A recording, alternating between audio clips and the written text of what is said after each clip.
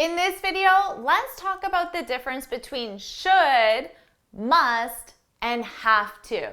This is a lesson that's been requested by many students, and I know this is a confusing topic, so I'm happy to make this very clear for you.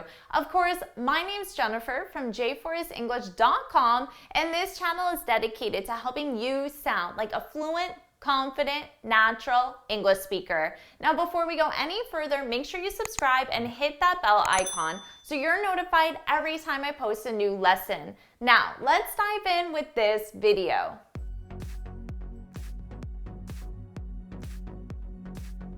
Let's talk about the difference between should, must, and have to.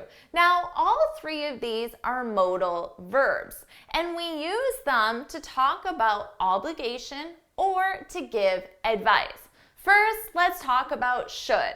We use should to give advice or opinion or a recommendation.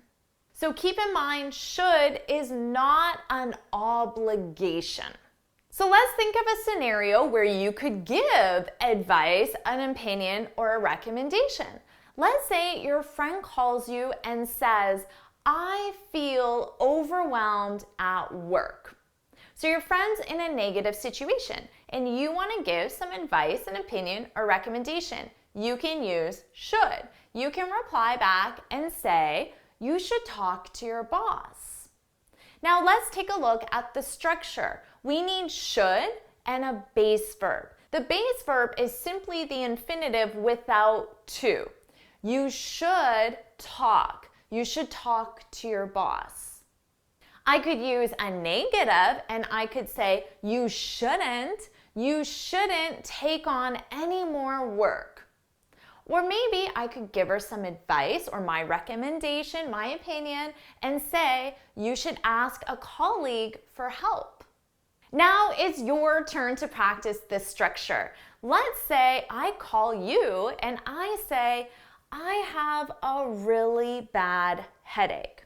What's some advice, a recommendation, or an opinion you can share with me using should or shouldn't? And remember, you need your base verb. So put your example in the comments now. Now let's talk about must. Must is used for obligation. For example, you must finish the report by 5 o'clock. I have no option. I must finish the report by 5 o'clock. It's an obligation. Now let's take a look at the structure. We use must with a base verb. You must finish. You must finish the report by 5 o'clock. I might get an email from the government that says you must file your taxes by the end of the month.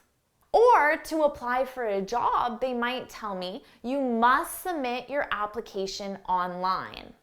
So now it's your turn to practice. I want you to leave an example in the comments using must. And remember, it's an obligation and you need a base verb. So leave your example now. Let's move on to have to.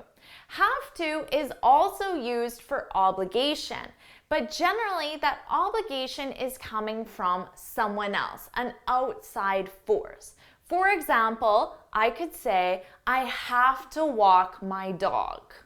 So first, let's take a look at the sentence structure. Here we have and then our infinitive. So keep in mind, this one we use have to. Have to and the base verb. I have to walk my dog.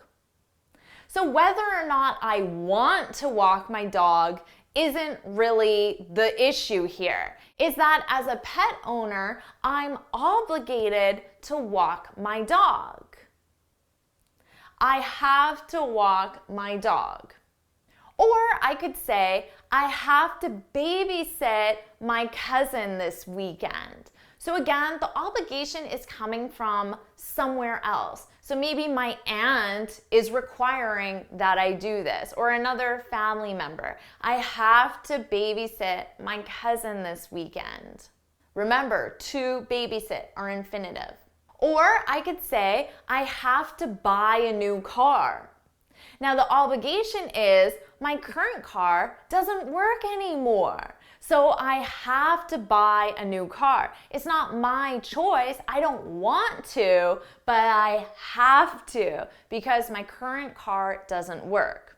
So now it's your turn to practice. Let us know in the comments something you have to do this week. Have to do. Remember to use the infinitive. So to summarize, should is used with advice, opinion, or recommendation. Must and have to are used with obligations. You might be wondering, what's the difference? Well, generally, I see must being used by the government or official bodies that give us rules and regulations. And I see it on online forms as well. That's when I see must the most. Now with have to, I see that as an outside pressure. So that would be the difference between those two.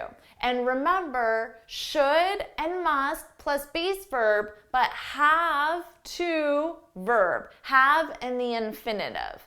So now you know how to use should, must, and have to.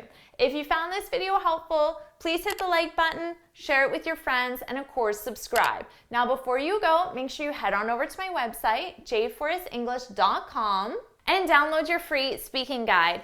In this guide, I share 6 tips on how to speak English fluently and confidently. And until next time, happy studying! Now, I don't have to make these videos for you. There's no obligation. I want to. I love making these videos for you. So just keep in mind, we use them with obligation. So I can't wait to read your examples in the comments. Make sure you leave them, and I'll see you in my next video. Bye!